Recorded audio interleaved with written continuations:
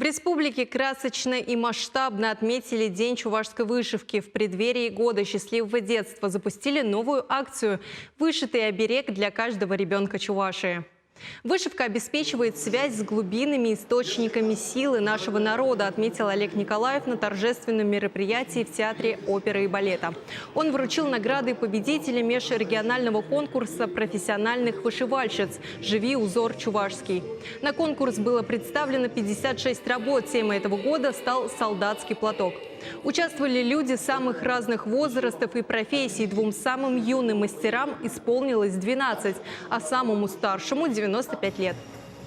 Среди участников школьники и пенсионеры, воспитатели и научные сотрудники, врачи и учителя, именитые мастерицы, профессиональные художники, представители районов и городов Чувашии, а также диаспор Башкортостана, Татарстана и города Сургута.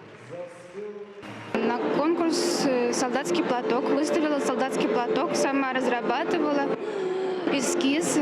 В него включила родовой знак, который тоже исследовала. Именно меня привлекает вышивка своей красотой, непосредственностью. И при этом занятии чувствуешь себя спокойной, она успокаивает.